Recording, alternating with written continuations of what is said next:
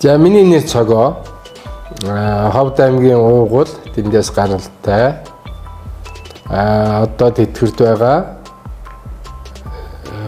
Өөрөө би бол инженер. 1980 оны инженер.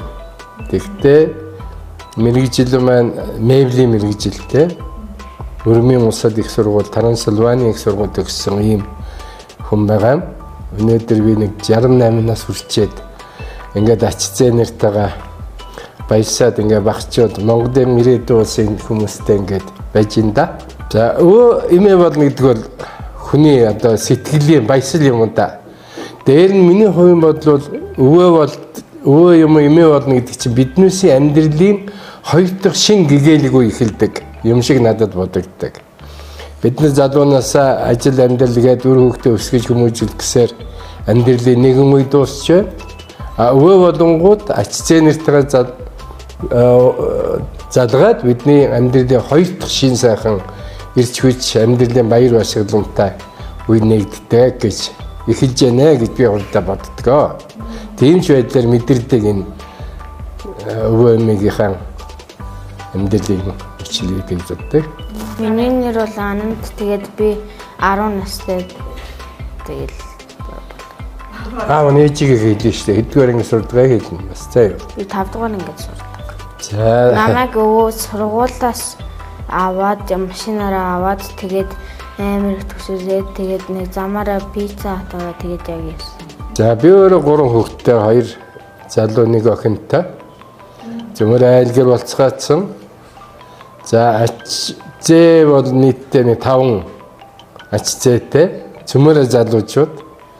Хамгийн том нь одоо 12 3 настай. Хамгийн бага нь Анандын дүү одоо 2 ойдон гэж гараад хүрээд явж байна. Аяа хөргөж сургуульд нь цэцэр техник хөргөж гэдэг авдаг байсан. Одоо эн чинь том болсон бий дагаад. Өө тийм юу хийдэг жишээ? Би юу? Ихэнхдээ лагер дээр байдаг. Өвөтэйгээ дирээр байдал тоглодог байсан шүү дээ. Багада одоо сургууль дээр ч томорчод тэрийг мартчихсан байх шиг байна. Банк цаа гэдэг. Өвөөгөө заримдаа нэг юм хийгээд өгөл гэдэг. Бин тамир дээр гөөхдөв. Сакс тоглож чадна. Сая нэг өчтөр ч юм уу манай нэг Эрдэмгээр найз нэг саксны нэг улсын аварга дээр нэгт орсон. Тэгээд тэрнтэй бараг өрсөлдөж ялдсан шүү. Заримдаа намайг хэлдэг, заримдаа би тэрийг хэлдэг. Би ихэнхдээ зөвхөн гэртэл Усан дээр очихаар яадаг хэлэхгүй юу? усан буугаар байвал дүүтэйгээ тоглолоо. Миний дүү нэр нь Анвар Ачир одоо 10 сарын 8-нд 2 нас хүрнэ.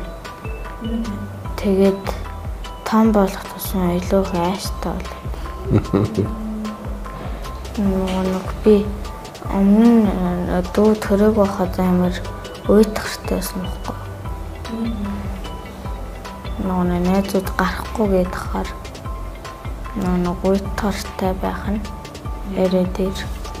Танай өвгөж хамгийн гоё шинж чанар, хамгийн гоё зүйл нь юу вэ гэвэл чи юу гэж Амар сайн юм барьдаг. Юм сайн сэтгэж чаддаг. Тийм сайхан сэтгэж. өвгөж юм чиний тэр үн цэнтэй хүн байна. Алт.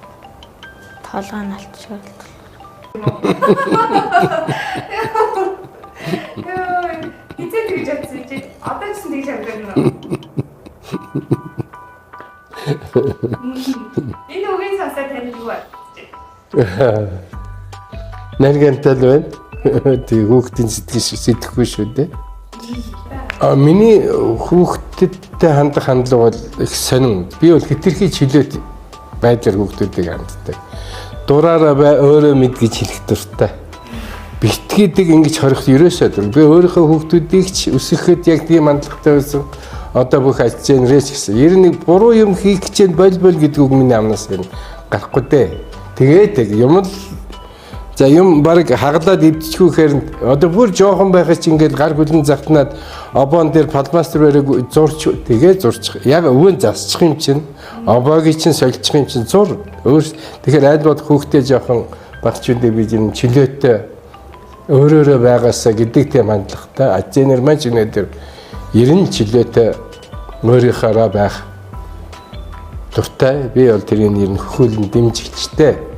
Хүүхэд хүмүүжлийн тал дээр бол мэдээж өөрсдийн аав ээж нь яаж өсгсөн шиг л тэгж хандаарай л гэж хэлдэг. Аль болох хүүхдүүдээ сайхан чөлөөтэй сэтгэдэг, сургууль, ажил юмдаа нэг тийм дүрм журмын дагуу дүрм журмаа сайхан баримталдаг цэвэрч нэмбай байгаасаа л гэж ер нь хүсдэг.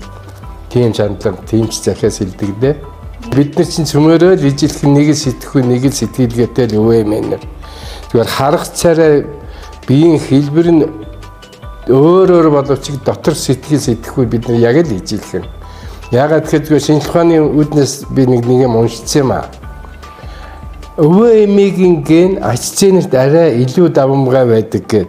Тэр ч утгаараа ер нь хүүхдүүдийн хандлага өвөө эмээнэр ч ач зээнэртэй хандах хандлага бол эцэгхийн хандлагаас арай өөр төвшөнд явдаг учраас одоо ижилхэн одоо өвөө эмээнэртэй эрүүл сайн сайхан урт наслаасаа гэж хүсэн хоёрдугаар үр ач зээнэрээ сайхан эрүүл саруул эрдэм мэдлэгтэй хүн болгож өсөж тарнахт нь бидний чадах ятгаараа одоо хичээж байгаа шүү дээ. Тийм учраас сайн сайхан бүхнийг л ижилхэн энэ ахмадын баярыг тохиолдуулаад одоо өвөө бүх ганцхан Монголын биш бүх дэлхийн бүх ертөнцийн бүх өвөө эмээнэрт эмээ өвөө нарт эрүүл урт насалж эрүүл сайн сайхан байх болтугай гэж л хүсэж ирэх байна да.